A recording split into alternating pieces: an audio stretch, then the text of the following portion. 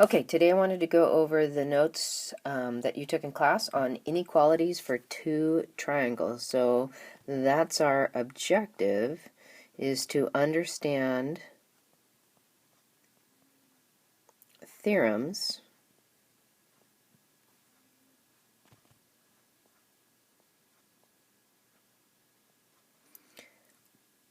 regarding inequalities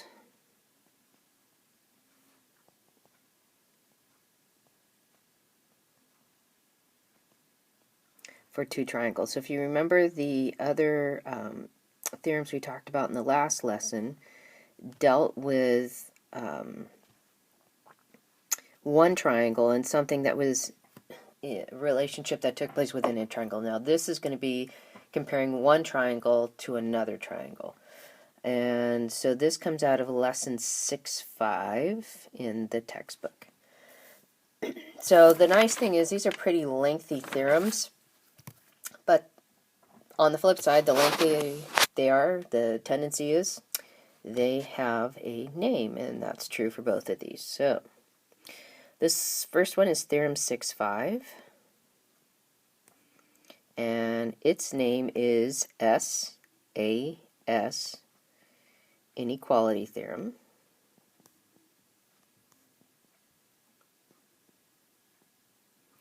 And I'm going to give you a subname that this guy has been referred to.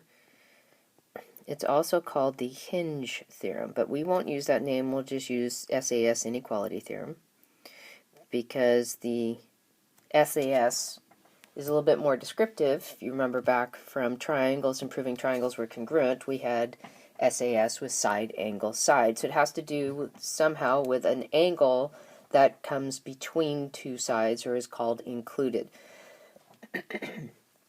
Alright, so what does it say?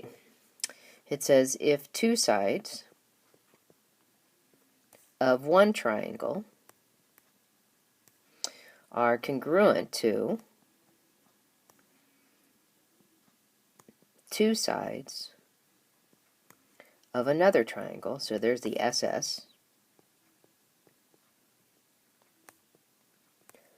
but the included angle of the first triangle is larger than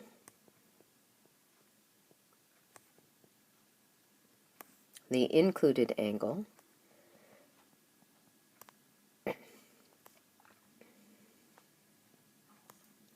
of the second triangle, then, probably the world's longest hypothesis ever, the third side of the first triangle is longer than the third side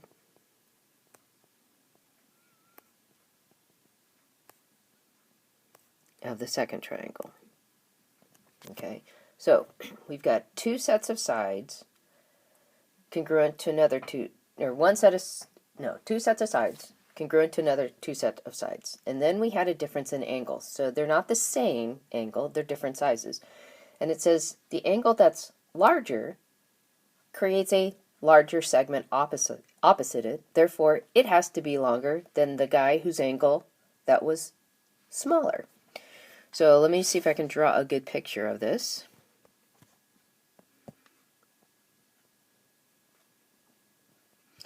And we'll call this triangle ABC. And we're going to say we've got two different length sides.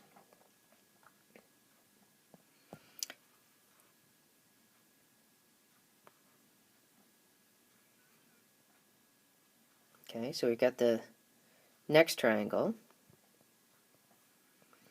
And the length of DE is the same as the length of AB, and the length of EF is the same as the length of BC. And you should be able just to visually tell that the angle coming out of B is a larger angle than the angle coming out of E. the angle coming out of B is open, more open, and so it's bigger. And if you notice over E, it's smaller, so it's a little flatter of a triangle. So what this is telling us in the given is we've got segment AB is congruent to segment DE. Segment BC is congruent to segment EF. And we're also told that angle B is the measure, of angle B is greater than the measure of angle E. The larger the angle, the larger the side opposite it, okay? That's always going to be the case. So our conclusion would be simply that the third side of the first triangle, segment AC, is going to be longer than, so we're going to use an inequality, the length of the third side of the second triangle, DF. So again, what we have here is a direct relationship between the larger angle and its larger corresponding side, okay? The smaller angle and the smaller corresponding side. And that's all this one says. Now, the reason why they call this the hinge theorem is if you think about there being a hinge at B, and you open it wide, and you can see opposite that opening how large your hand gets. And if you close it down, you can see the distance between your thumb and your index finger getting smaller. So they're just talking about that, okay? All right, so that's the first one. Then we have basically not necessarily a converse, but instead of using side, angle, side, we're now going to use side, side, side. So this is, again, another theorem that's long. And so they use the name, and it's SSS, side, side, side, inequality theorem. So inequality means they can't all be congruent to each other from one triangle to another, because then that would be the two triangles are congruent. Excuse me. So what does it say?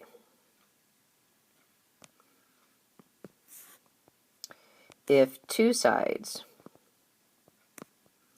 of one triangle are congruent to two sides of another triangle, so it starts off like the last one.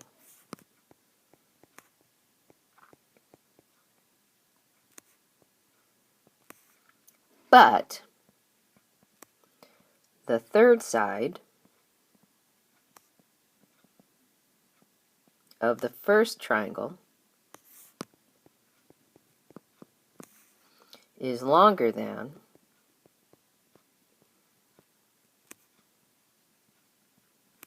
the third side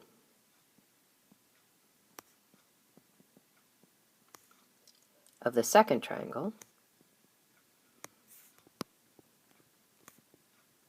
okay, then the included angle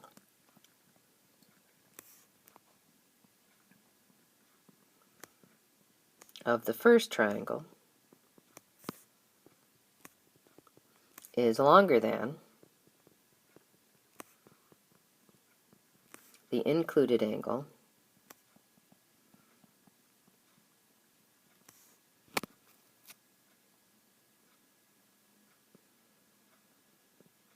of the second triangle.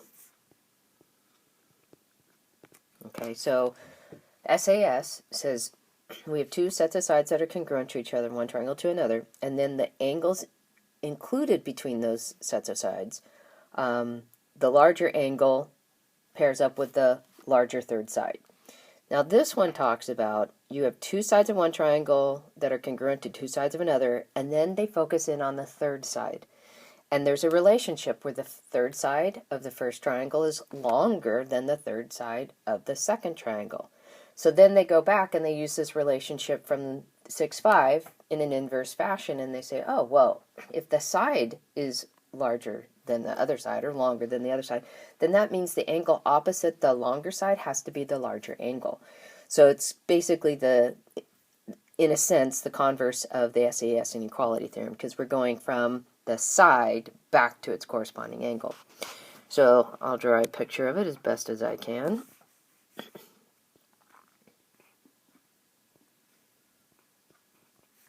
So here's our ABC again. C. And then let's go back.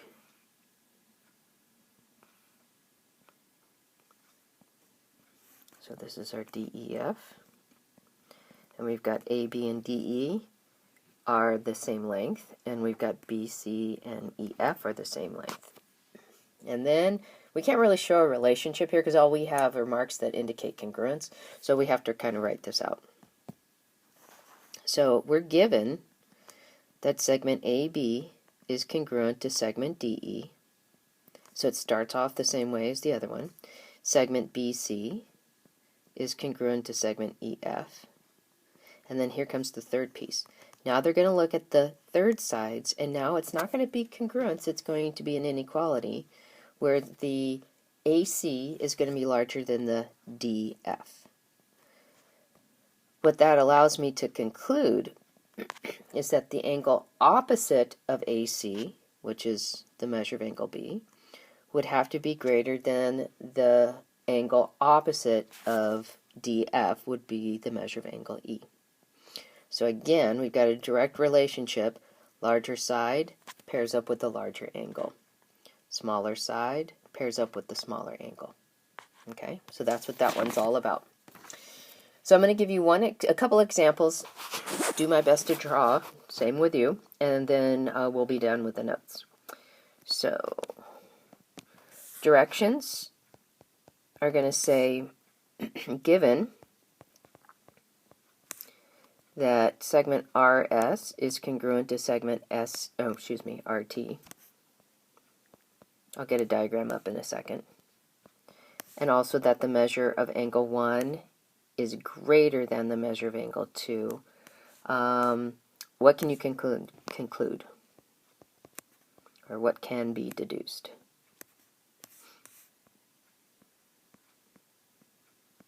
So let's draw our picture.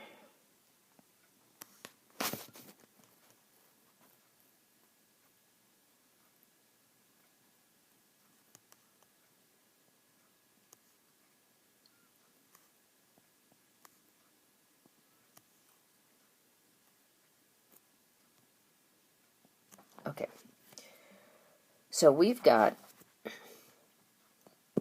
from the given that that segment RS is congruent to segment RT. We also know that there's a relationship so that the measure of angle 1 is going to be greater than the measure of angle 2. Okay, so looking at that diagram, is there a third piece of information that we can gather without needing to pull out too much evidence? And the answer is yes. We've got segment RV is congruent through itself through reflexive property of congruence. So now it meets with, I have now two sets of sides in two triangles that are congruent to each other. So segment RS is congruent to segment RT, segment RV is congruent to itself.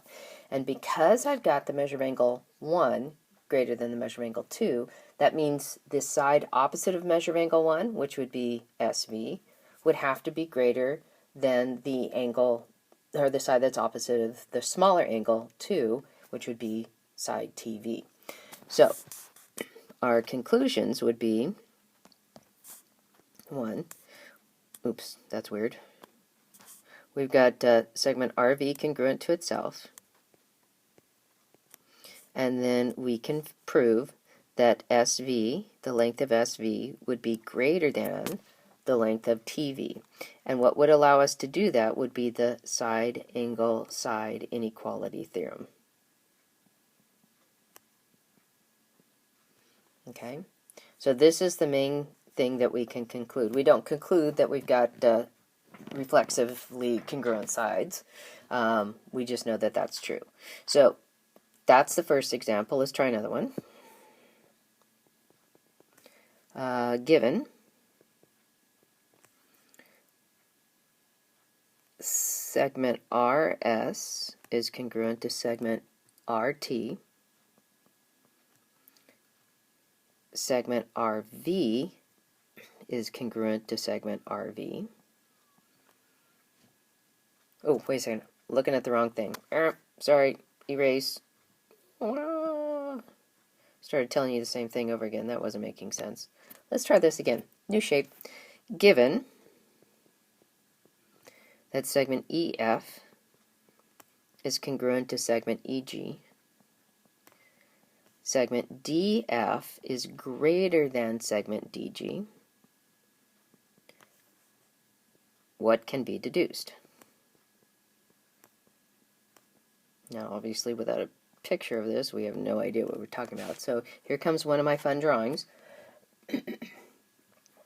We're going to have, I'm going to have to do this kind of piecemeal, because I want to do a object on a plane. Okay, let's get some letters in here. So this is D, E, F, G. Okay, so let's add in what we're told. Segment EF is congruent to segment EG. May not look like it, but we got to trust it. Okay? It could be a perspective thing that we're having. And we've got that the length of DF is greater than the length of DG. Okay? So right now, side angle side inequality theorem deals with, we have two sets of congruent sides, and we also have a included angle where there's an inequality. Well, because of the reflexive property, I again have two sets of congruent sides. What else did they give me? Oh, that's right. They told me that this DF was going to be much larger than the DG. So then we have that reverse relationship with the side, side, side, since they talk about all three sides, that the angle opposite of DF, which is angle DEF, would be greater than the angle that's opposite of the length DG, which is the angle DEG. So we'd be able to prove that through the side, side, side inequality theorem. So let's write that down. So again, we have the reflexive, segment DE congruent to itself. So we need two sets of sides congruent in both of these. And then we either need to know something about the included angle, or we need to know something about the third sides. Okay? Now, we know because of angle, or the two sides in the DF greater than DG, that the angle opposite of DF, measure of angle DEF, would have to be greater than the measure of the angle opposite of the length DG, which is angle DEG. Okay, so this again comes from side, side, side inequality theorem. Okay, that's it for today.